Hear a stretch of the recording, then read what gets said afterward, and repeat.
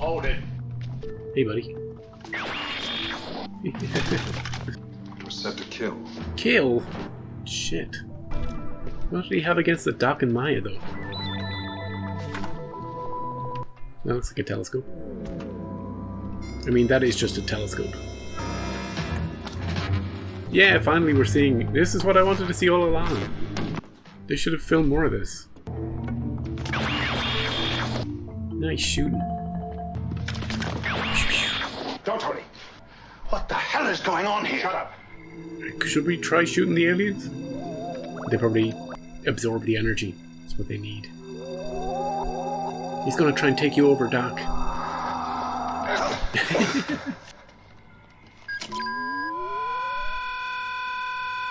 Oh, crap. Oh. Oh. Guido, have you put on some weight? Yeah, you're gonna marry that thing. No, Tony! They get the power from energy! Yeah. I made that mistake, Tony. Oh, they vanished. What the hell? Vanished?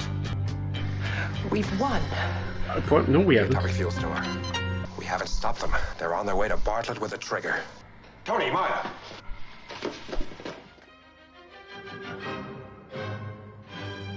Bum bum bum bum.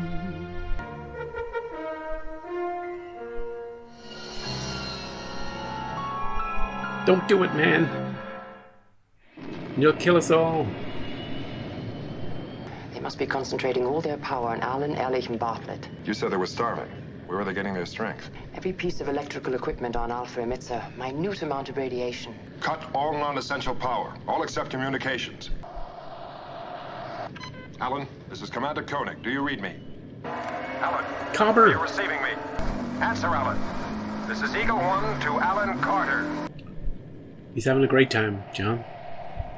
There's something over there, to the left. I don't see anything. Switch on scanners. There they are. Touchdown in front of them, Tony. No, Commander. The terrain is too crumbly. We go straight through the surface. Too crumbly. Use the harness. We'll drop me in front of them. What's this gonna look like? Like he's lowered from a chopper? Careful of these rocks, fellas. Whoa, nice skid. This looks like a fun vehicle. Hey fellas, John is here. Right in front of you. Alan, stop! Oh! This drove straight through him. Alan, stop! You don't know what you're doing! Maybe we should have let Maya down here with her super strength. Alan, stop! Grab the nuclear atomic fuel. He just wants your picnic basket, that's all.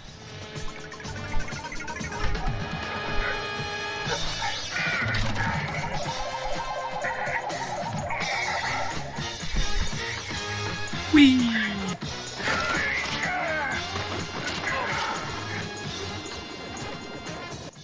Good TV today, eh, Tony? Decompression complete, Tony. We should send Maya first. Alan, listen to me! No, no, no, no, no, no, no, no.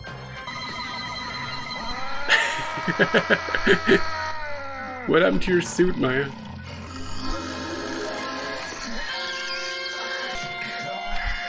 Oh no, John!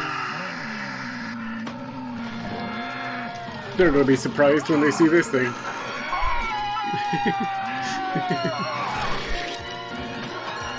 Nice jump. Keep going. Stick it back in, John.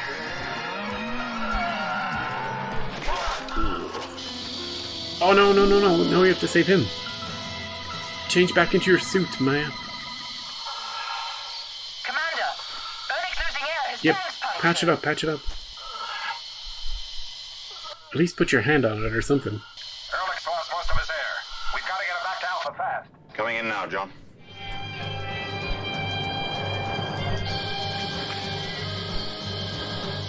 Alan! Oh, Alan's still under the influence. Oh, he's taking off on the buggy. Alan! Alan, wait! Get the atomic fuel canister, John. He can't do anything without it. Alan! Tony, plan B. Just crash into Alan. All right, Tony. Take him up.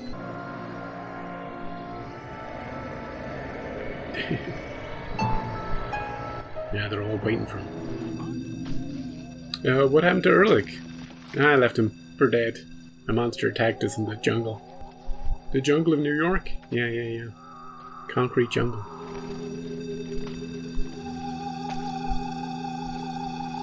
When you're inside, you will seal the door. Can't have anybody stopping us. Sealed.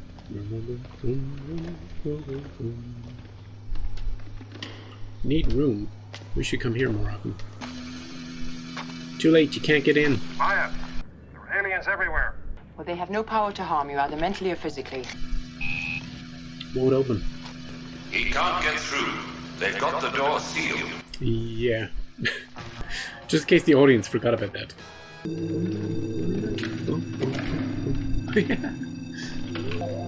Oh yeah, his daughter. Caroline. What are you holding? Yeah. The central core. They have reached the nuclear core. Soon we will have all the radiation we need. Yes. Oh, you tried to ram it. Try again. Beep, beep.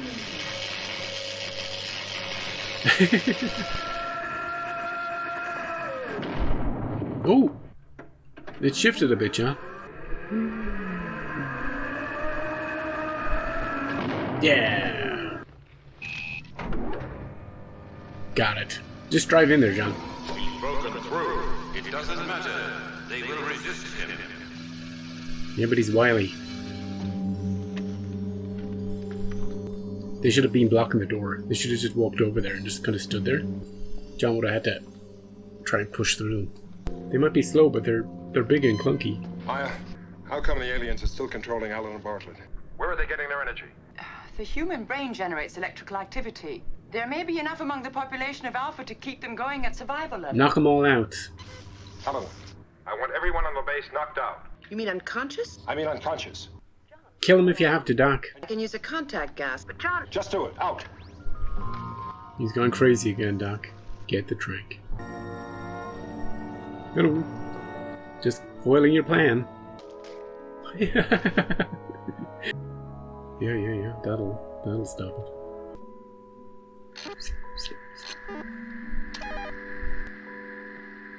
Good thing gas can't travel through a mask.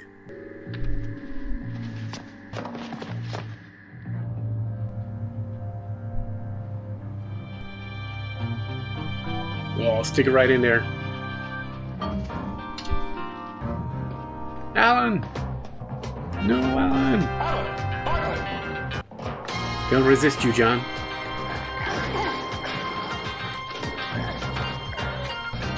Yeah, choke him out. It's atomic fuel. Yeah. You're about to plug it into the core.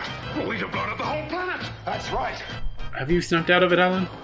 Maya, I think Bartlett's returned to normal. Not Alan, though. With what little they've got left, they'll concentrate on Alan. Bartlett! They're still controlling him. Come on, Bartlett. Alan, it's all over. Is it? Yeah. No. You learn quickly, John Corning. Yes, it's true, Bartlett. You have been living inside an illusion. But haven't you been happy? Happier than you've ever been on Alpha before. Reunited with your loved ones. Yeah. You can have that.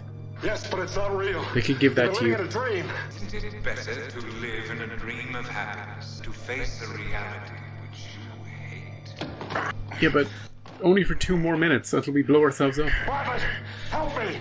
As soon as the nuclear waste is triggered, all human life on the moon will be wiped out! Yeah, you'll have 2 minutes How tops. long is a meaningless term? A butterfly lives a gloriously full life in a day. A single-celled organism in a microsecond. Don't listen! Help me! We can offer the people of Alpha a complete life, as it would be with your loved ones on Earth. Ooh. A life without pain, without fear. They're getting through to him. This is what Use your laser! Stun Alan! Oh, he's got John. No. Bartlett, help. Now put the trigger in the atomic core. Knock yourself out, Doc. They're using your brain energy. Stop him, Bartlett. It's futile to call on Bartlett for help. Yeah, he's weak. Weak-minded. Put her in there. Put her in there, Alan. Alan, listen to me! It's Koenig! It's Koenig!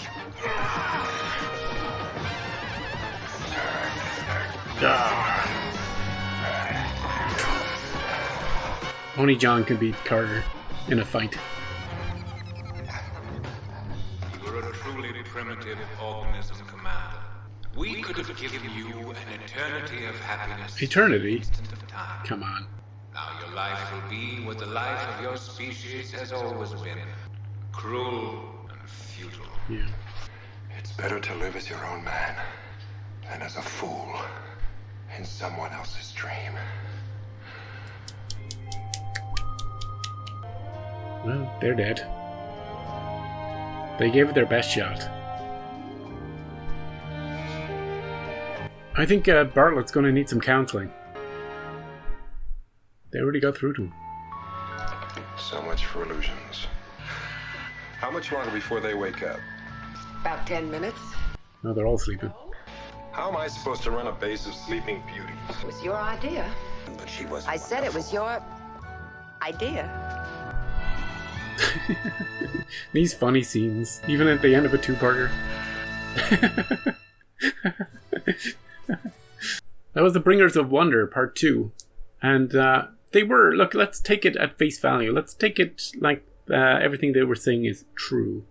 Because at one point when they were talking to themselves, they said that, that they were going to get the humans to blow themselves up. But at least they would be happy before the end, right? So maybe, just maybe, they could have given everybody on the moon base a happy dream of living a fulfilling life in an instant of time. Let's just take that as the truth and not just a deception. So Bartlett was really thinking about it. He was like, you know what? That glimpse of what we could have, that's convincing enough to me. We're going to be stuck in this moon base forever. We're never going to get home. And when I think about it, everybody I love, my daughter, my friends, my family, they've all been dead for hundreds of years now back on Earth. So, give me the alien dream, so you can kind of understand him getting a little paralyzed by that. This two-parter was good. It was very good. I really enjoyed the first part. Second part was a little weaker. But I think necessarily it had to be a little weaker because the good parts are always the kind of the mysterious elements before you figure stuff out. And then when the second part is more action-oriented. It's more, what is the aliens' plan? How can we stop the aliens? And so, it's just kind of playing out that part of the story. But overall, as a one big whole, I thought it was... I really enjoyed it. There was a massive switch in the attitudes towards John between episodes, from one to the other. In the first part, nobody was giving him even the slightest chance to explain or talk, or they didn't believe anything he was saying. They thought he was genuinely succumbing to some sort of illness, some sort of psychosis. Nobody was listening to him. Part 2 starts, Maya comes in, and she's like, now that you mention it, And then the doc suddenly is on board too, and they suddenly start figuring out, you know what, they must have destroyed the records room because he discovered something. Oh yeah, and then this must have happened because of that. They were all on board. Immediately. So, I thought that was an interesting switch. John didn't need to do anything too especially clever to convince them. He didn't have to knock one of them out for them to see a glimpse of the aliens or, nothing like that. They just gave him the time of day in part 2. Which maybe they should have in part 1. But yeah, that was a big change. I love the alien design, very grotesque. Looking very kind of uniquely weird. It's not just a mask. It's a whole suit. So I appreciate that. how they move around, what people see when they're moving. There's a lot of kind of logical weirdnesses about the episode that my mind clings onto, but you should just reject. You know, you just watch the episode and enjoy it, and don't question, hey, why are they doing this? Why can't they move faster here? Or why are they shuffling around like they can't move? But when we see them, they're fine. It's just all part of the illusion, you see. You know, when we see them walking quickly across a room, they're actually walking really slowly. You know, they're just projecting quickness into our minds somehow. I like that when Carter and Bartlett and the other one, Ehrlich, were doing things, we got glimpses of what they thought they were doing. I was worried at the beginning, at the first few scenes. I was like, well, where do they think they are right now? What do they think they're actually doing? But as the episode went on, we saw more and more glimpses of what they thought they were actually doing, which didn't make much sense in like a cohesive story sense of, you know, but it could have been many days in their dream world, you know, because he's doing hedging for his garden or whatever, and they're out in the jungle, and then they're in New York City, and they're out there somewhere else. They get a picnic, and you know, but then Alan's like on a canoe or something. So yeah, let's just say many days pass in their dream world to make it seem like they're like that guy's back at his apartment, to make them pick up objects and go places and do things without them being suspicious. Yeah.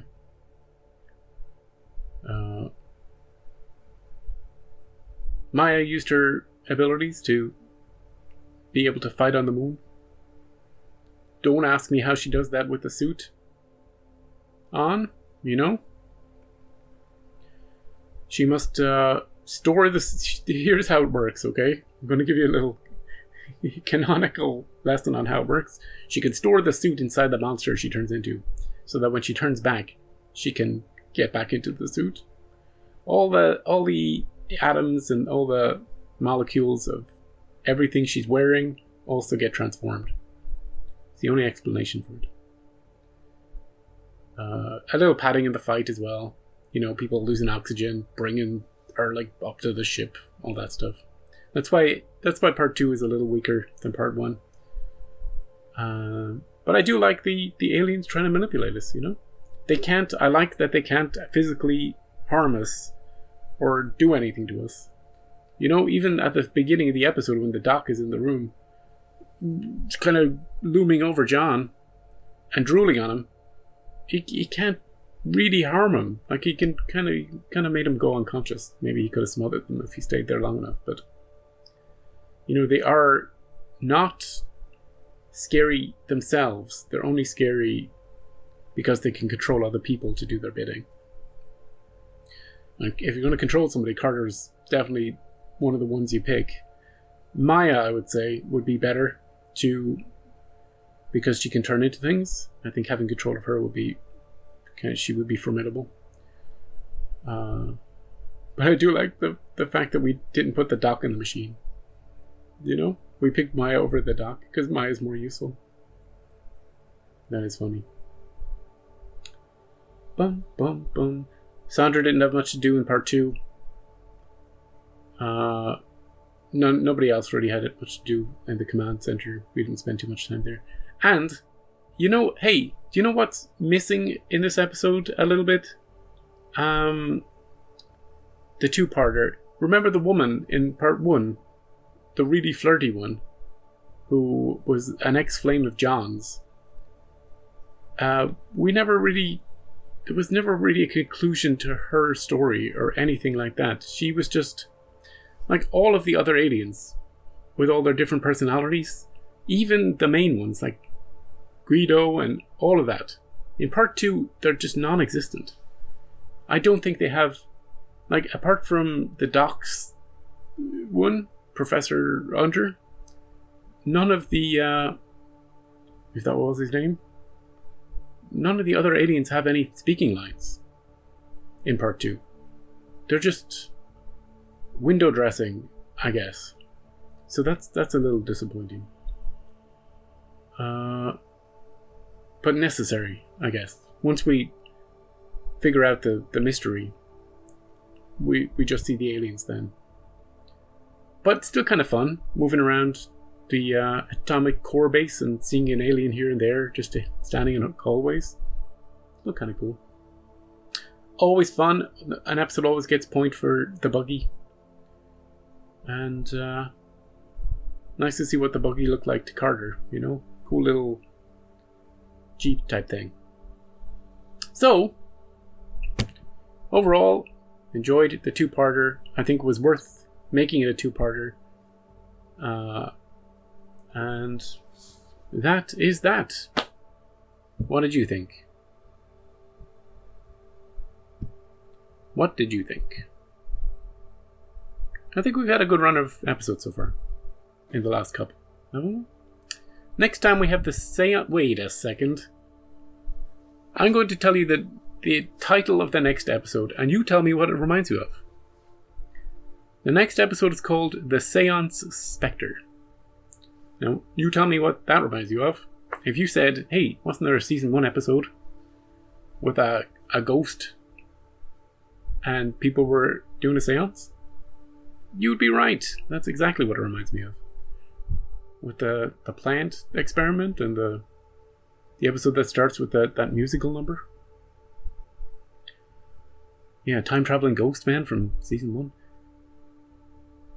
The Seance Spectre sounds just like that. It also sounds really interesting. So, looking forward to that next week.